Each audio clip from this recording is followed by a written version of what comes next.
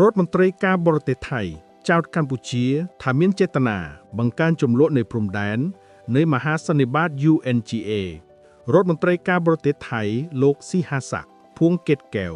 បានថ្លែងប្រាប់មហាសន្និបាតអង្គការសហប្រជាជាតិ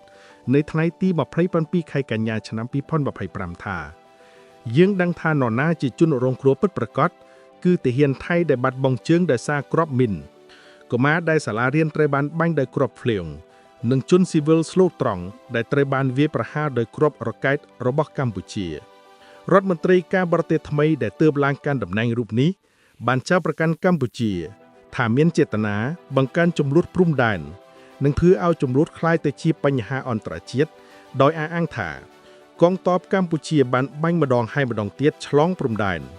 និងបានបញ្ជូនយន្តហោះដ្រូនស៊ើបការចូលទឹកដីថៃ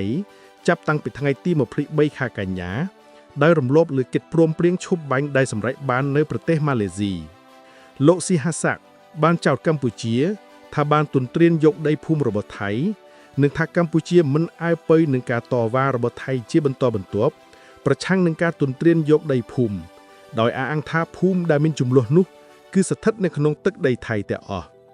លោកបាននិយាយថាឧបតិហេតុចុងក្រោយបានកើតឡើងកាលពីថ្ងៃសៅរ៍ទី27ខែកញ្ញាឆ្នាំ2025លោកស៊ីហាសាក់បានទទួលស្គាល់ថាបទឈប់បាញ់នៅតែមានភាពផុយស្រួយលោកថាសន្តិភាពទាមទារការបដិញ្ញានិងសកម្មភាពដោយសមោះពីភាគីទាំងសងខាងដោយលោកបានរំលឹកថាថៃធ្លាប់បានកសាងប្រទេសកម្ពុជាឡើងវិញក្រោយកិច្ចព្រមព្រៀងសន្តិភាពទីក្រុងប៉ារីសឆ្នាំ1991និងបានអះអាងថាសន្តិភាពនិងវិបុលភាពរបស់ប្រជាជាតិទាំងពីរមានទំនាក់ទំនងគ្នាយ៉ាងជិតស្និទ្ធរដ្ឋមន្ត្រីការបរទេសថៃបានប្រាប់មហាសន្និបាតអង្គការសហប្រជាជាតិថាប្រទេសថៃនឹងឈរជានិច្ចនៅខាងសន្តិភាពនិងបដិញ្ញាការពារអធិបតេយ្យរបស់ខ្លួនដោយជំរុញឲ្យកម្ពុជាដោះស្រាយការខ្វែងគំនិតគ្នាតាមរយៈការសន្ទនានិងយន្តការដែលមានស្រាប់លោកស៊ីហាសាក់បាននិយាយនៅក្នុងសន្ទរកៈទៅកាន់សម័យប្រជុំលើកទី80នៃមហាសន្និបាតនៅទីក្រុងញូវយ៉កថាថៃជ្រើសរើសផ្លូវសន្តិភាពពីព្រោះលោកជឿថាប្រជាជននៃប្រទេសទាំងពីរសមគួរនឹងទទួលបានប៉ុន្តែលោកបានចោទជាសំណួរតើកម្ពុជាមានចេតនាពិតប្រាកដនៅក្នុងការចូលរួមជាមួយថៃនៅក្នុងការស្វែងរកសន្តិភាពដែរឬទេតាមពិតសំណួរនេះលោកស៊ីហាសាក់គួរតែចោទសួរទៅកាន់ភាគីថៃខ្លួនឯងវិញទើបត្រឹមត្រូវពីព្រោះថៃជាអ្នករករឿងបង្កហេតុអត់ជប់ឈរញុះដល់កងទ័ពកម្ពុជាបង្កឲ្យមានភាពតានតឹងនៅព្រំដែនដើម្បីបានលេសបើកការវាយប្រហារឈ្លានពានយកទឹកដីកម្ពុជា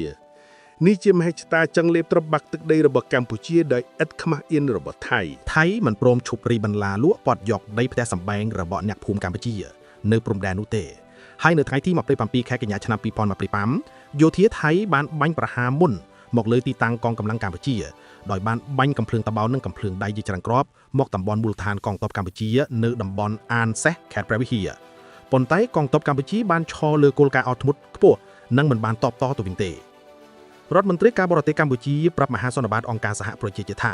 បញ្ហាព្រួយបារម្ភបំផុតនោះគឺការបណ្ដេញពលរដ្ឋកម្ពុជាដោយបង្ខំការគំរាមកំហែងប្រើច្បាប់ជាតិច្បាប់អាជ្ញាសិទ្ធិប្រឆាំងនឹងពលរដ្ឋខ្មែរ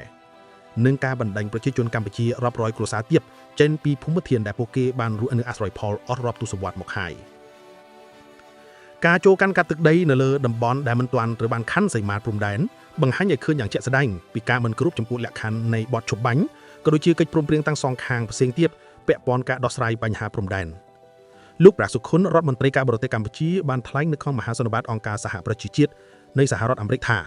គ្រឿងពិតជាមានសេចក្តីឈឺចាប់ជាពន់ពេកនៅក្នុងការជម្រាបជូនមហាសន្និបាតថ្ងៃនេះថាសន្តិភាពនៅក្នុងប្រទេសរបស់យើងខ្ញុំផ្ទាល់ដែលទទួលបានដោយលំបាកហើយដែលយើងស្រឡាញ់យ៉ាងជ្រាលជ្រៅនិងចែករំលែកអស់ពីដួងចិត្តនៅជុំវិញពិភពលោកបច្ចុប្បន្នកំពុងរងការគំរាមកំហែងមិនមែនដោយសារការបែកបាក់ផ្ទៃក្នុងដូចជាអតីតកាលនោះទេ